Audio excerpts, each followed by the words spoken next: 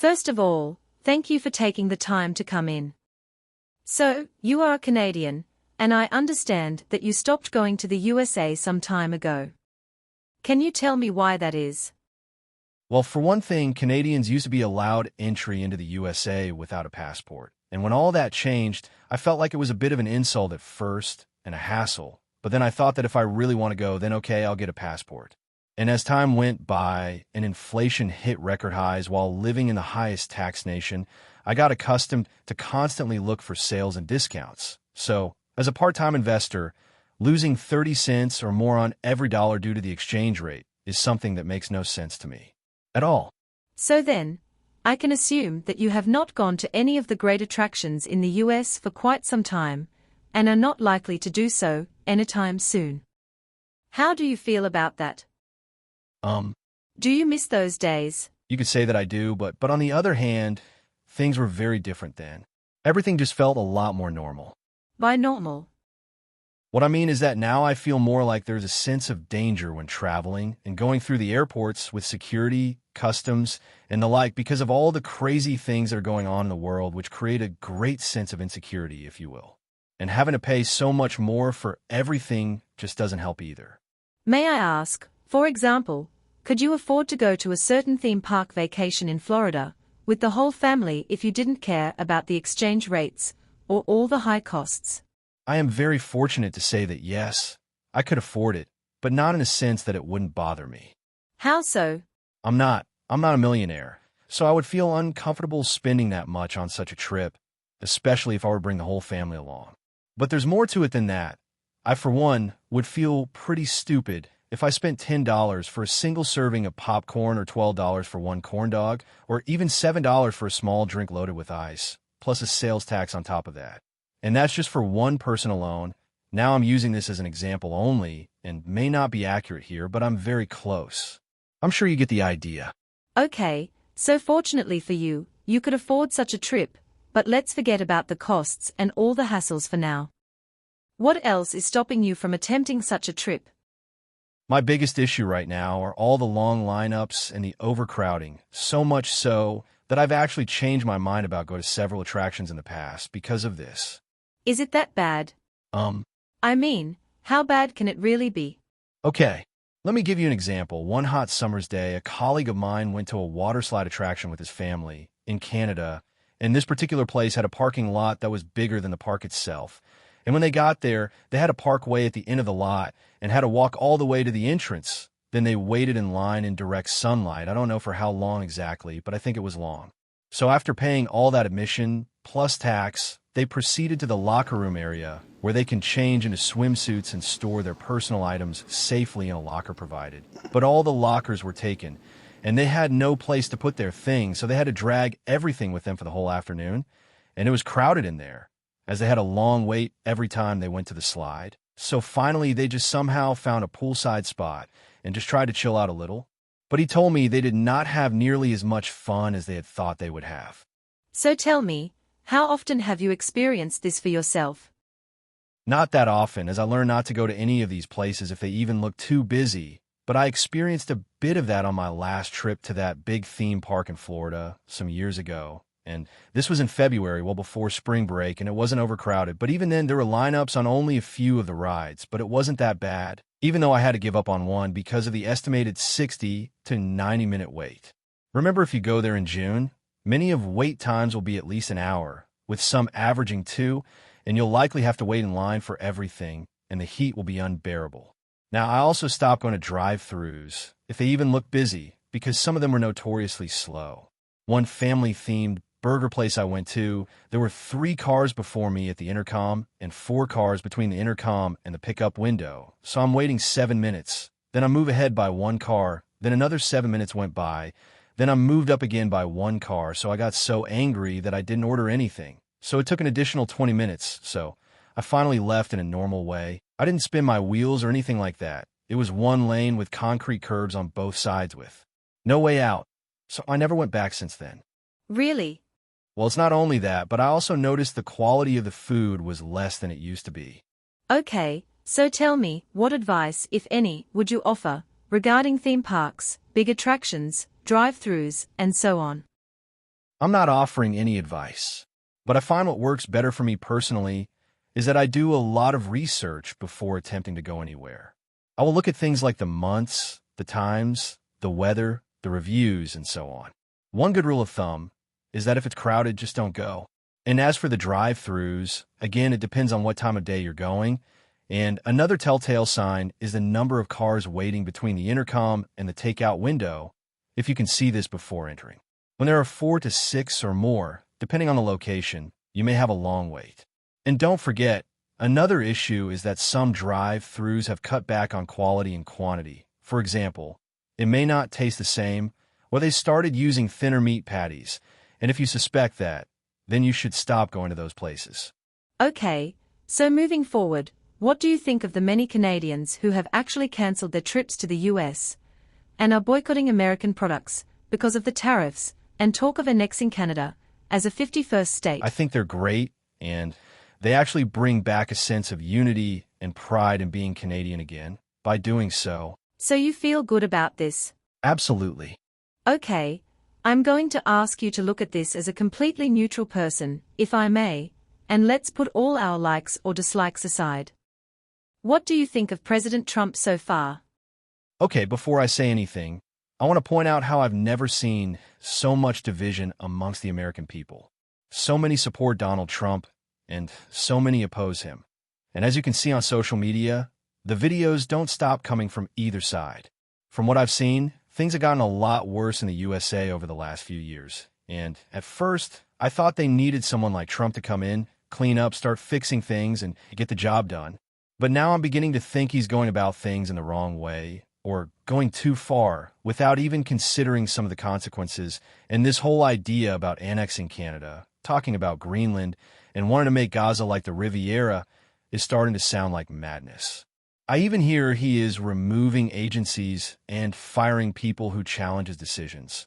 But I think a lot of these stories are the result of those who spin everything in their favor to try to make him look bad. But if this is true, there will no longer be any democracy in the U.S.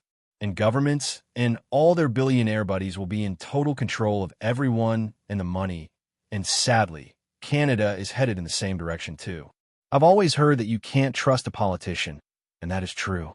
All that is happening now is because of years and years of corporate greed, corruption, and incompetence. Well, I have to agree, it's obvious, the proof is everywhere. That's for sure. Thank you.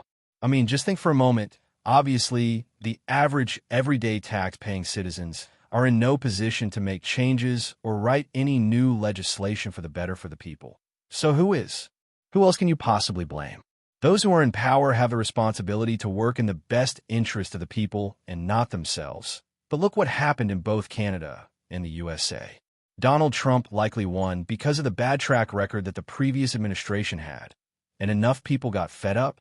I hope that Canadians will not get fooled again by the very party who they were stuck with for 9 years. And as for that party, I know that COVID was not their fault, and maybe they did the best they could at first, but then came mistake after mistake and scandal after scandal, and incredibly huge amounts of taxpayers' money wasted like we've never seen, and bad policies such as Bill C-63, which set very dangerous precedents.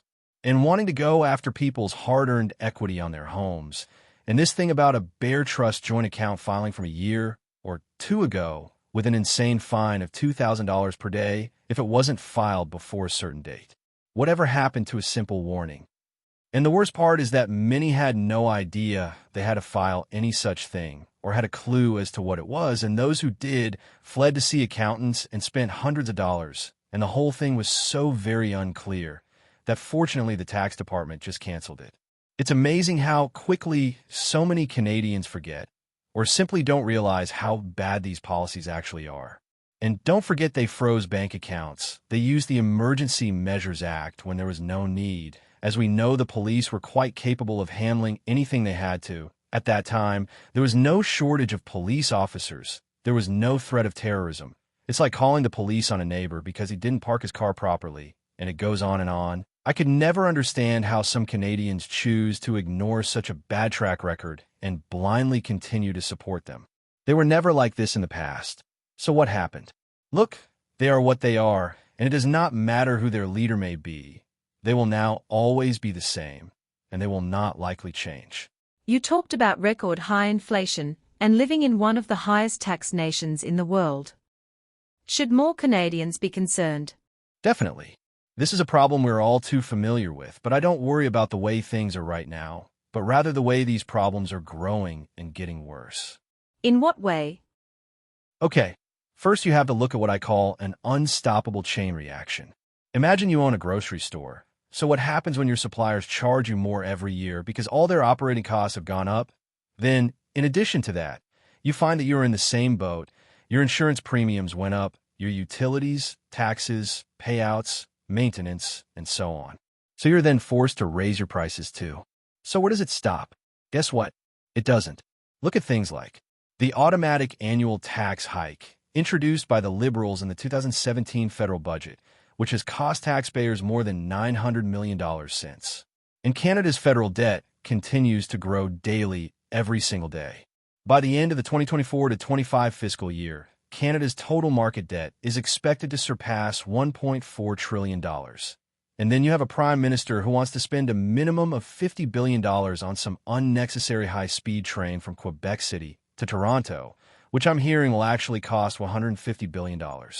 I don't even want to know what the train tickets would cost. Then you have a premier who will build an underground highway under an existing one to reduce congestion. When everybody knows that it will only create more traffic, it's not the highways that are a problem. It's the exits and the mergers. Do you think for a moment that Canadians need this right now? Then there's the carbon tax, which contributes to ever-rising transportation and other costs which get passed on to the consumers. And it doesn't stop there. Many businesses occasionally run into all kinds of problems too. They get shortages, strikes, breakdowns, bad weather, higher operating costs, and rising taxes too, which likely promote corporate greed. And remember, Canada is one of the highest tax nations in the world, and the taxes keep rising regardless, and new taxes will be introduced in the near future. Definitely not a good thing for already struggling Canadians and businesses. So Canada is heading toward a major disaster. How come not enough people are talking about this, in the sense that it is a chain reaction, as you put it? If you look at the state Canada is in right now, this is the very result of this chain reaction, and is not talked about enough because it happens at different speeds, rendering it almost unnoticeable. As one U.S. Senator once said, that when you hear that inflation has gone down, it really means that inflation has slowed down, but it did not stop rising. Can you clarify that? Over time, what happens is that many items creep up slowly in price. Then you have many sales, and yes, sometimes prices do go down, but if you pay attention or happen to notice, you will see that often enough during this cycle of ups and downs, the items may not go back to their original price, but instead, they go to a new price that is a little higher. And this cycle just keeps repeating itself. And so it keeps rising no matter how you look at it. Are you saying that when an item goes back to its regular price, many times they'll hike it slightly, and then it will have a new regular price? Exactly. In other words, you could say that today's sale price is yesteryear's regular price. And this trend goes on and on. One example would be that you put an item on sale with 10% off, and when the sale ends, you bring it back up by 12%, and occasionally, it does not go back to the initial pre-sale price. This happens slowly, over time, and gets unnoticed. Then you have all those packages which have gotten slightly smaller in a way that is very unnoticeable. So once again, taking all things into consideration, rising taxes, insurance, operating costs, etc., you can clearly see how inflation keeps creeping up on everyone. It's not just grocery stores, this applies to just about every business. All right, so obviously restaurants face the same challenges. What have you experienced lately at some restaurants and fast food outlets? Again, I'm not going to name anyone here, but I did notice since my last visits to some of the less famous restaurants that their prices have indeed gone up by about $3 or $4 per meal. So that seems fair enough, but I was surprised when I noticed, for example, at a famous barbecue chicken restaurant, that I used to be able to order a quarter chicken dinner for approximately $12. But now that exact same dinner costs about $22 plus tax. And here's a shocker. At another famous chicken place, you used to get a so-called 15-piece bucket of chicken for about $22 or $23. And once in a while, I could actually buy it with a coupon for only $17 for 15 pieces with. Now, recently I was at that place and didn't even see any bucket option on the wall menu above the counter. So I asked them for the price of a 15-piece bucket, and they told me that they have a 14-piece only, and that it would cost a whopping $45 plus tax, and it never even goes on sale anymore. And as for some of the fast food burger type places, I noticed that even on their coupons, the specials have gone up by at least $1 on many items. So again, all this is proof that my so-called chain reaction is indeed unstoppable. I've noticed that too. And what about the big renovation and hardware-type stores? Shocking, especially for anyone who has not worked on any project for some time. From the price of a tiny pack of screws to a sheet of plywood and everything in between, it has become very expensive.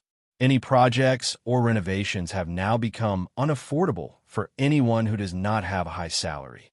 It is sad that many do-it-yourselfers can no longer do anything. That's not a good thing. I'd like to conclude by thanking you once again for taking the time to come in, and I look forward to doing it again, as I'm sure there is much more to discuss. I'm looking forward to it. Thanks for having me.